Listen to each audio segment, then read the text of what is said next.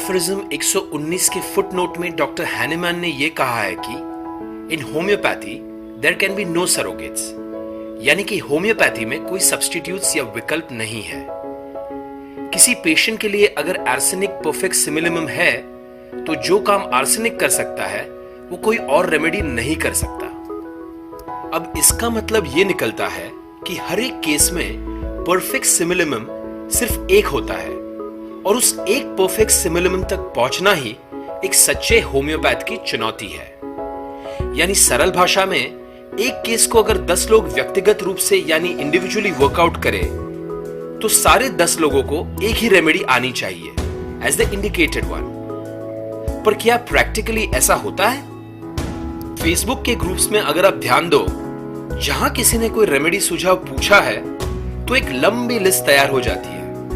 Arsenic से लेकर जिंकम met तक कई डॉक्टर्स अपने अपने रेमेडीज लिस्ट करेंगे। अब जरा सोचो, क्या यह प्रैक्टिकली पॉसिबल है कि एक केस को अगर कई डॉक्टर्स व्यक्तिगत रूप से वर्कआउट करे तो सारे के सारे डॉक्टर्स का फाइनल सिलेक्शन एक ही हो? क्या यह मुमकिन है? हमें यकीन है आप में से अधिकतर लोगों का जवाब ना ही होगा। तो क्या इसका यह मतलब निकलता है कि जब हमारे मास्टर ने यह कहा है कि in homeopathy there can be no surrogates, वो गलत है? अब या तो वो गलत हो सकते हैं या फिर हम, पर इस बात का फैसला कैसे करें? चलिए एक सिंपल सा प्रैक्टिकल एग्जाम्पल देख लेते हैं। ऐप की स्क्रीन में जो दिख रहा है वो कुछ इंडियन करेंसी के नोट्स हैं। अब आपको इनमें से कोई भी 5 नोट निकालने हैं और हां, ये बात याद रखें कि आपके पास सबसे ज्यादा पैसे होने चाहिए। इसके लिए आपको मिलते हैं 30 सेकेंड और आपका टाइम शुरू होता है अब।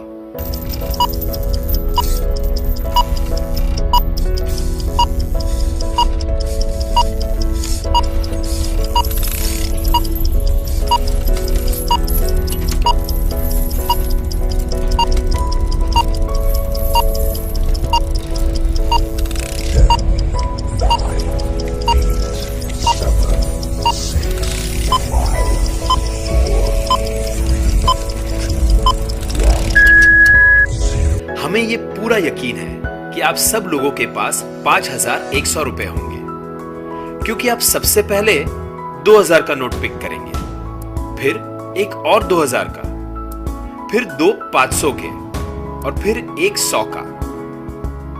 चलिए अब इन नोटों को थोड़ा बदल देते हैं और फिर से आपको इनमें से 5 नोट निकालने हैं। आपको फिर से 30 सेकंड का समय मिलता है।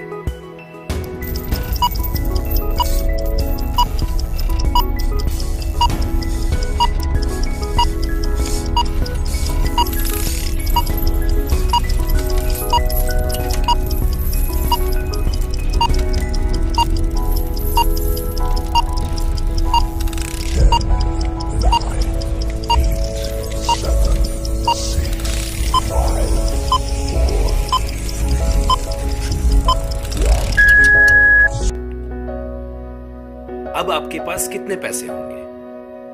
पहले तो आप 20 रुपए का नोट पिक करेंगे, फिर 2 10 के और फिर 2 5 के, यानी आपके पास होंगे 50 रुपए। अब यहां एक चीज जरा गौर करें। पहले वाले एक्सरसाइज में किसी ने भी 20 रुपए का नोट पिक नहीं किया, पर दूसरे एक्सरसाइज में वही 20 रुपए का नोट आपका पहला पिक बन गया। क्या आप बता सकते हैं क्यों? इसका जवाब बहुत ही सीधा है।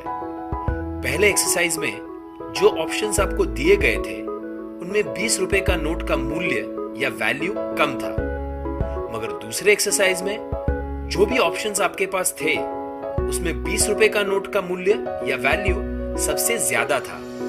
तो स्वाभाविक रूप से कोई भी वही नोट पिक करेगा जिसकी वैल्यू ज्यादा हो।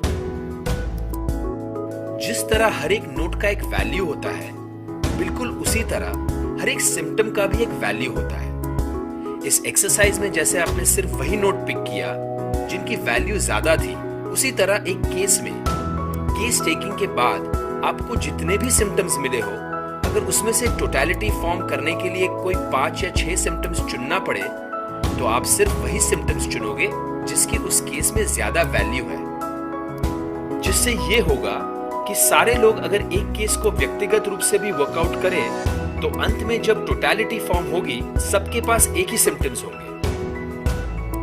फिर तो ये जाहिर सी बात होगी कि सबका रिपोर्टोरियल टोटलिटी भी सेम होगा और सबका इंडिकेटेड रेमेडी भी। यानी हमारे मास्टर गलत नहीं थे जब उन्होंने ये कहा था कि in homeopathy there can be no surrogates, पर शायद हम गलत हैं। अब सोचने वाली बात यह है कि हमसे गलती कहां होती है। हमसे गलती दो जगह हो सकती है। एक, हम कोई भी केस को ढंग से नहीं लेते, जिसकी वजह से हमें कई बार आधे अधूरे सिम्टम्स ही मिल पाते हैं। और दूसरा, हम ऑब्जर्व्ड सिम्टम्स को प्रॉपर वैल्यू नहीं दे पाते। इन दोनों गलतियों की वजह एक ही है, या तो हमें यह मालूम ही नहीं कि एक केस को कंप्लीट कब माना जाएगा और उन ऑब्जर्व्ड सिम्टम्स को वैल्यू कैसे दें, या फिर हमें इतनी जल्दी रहती है प्रिस्क्राइब करने की कि हम केस को कंप्लीटली लेते ही नहीं और ना ही ऑब्जर्व्ड सिम्टम्स को प्रॉपर वैल्यू देकर वर्कआउट करते हैं। ये जो क्लिनिकल टिप्स, शॉर्टकट्स और मेथोडोलॉजीज हमारे दिमाग में भरे हैं, वो अक्सर हमें अपनी राह से भटकाते हैं और इसीलिए हम में से अधिकतर लोगों को 100% रिजल्ट नहीं मिलते।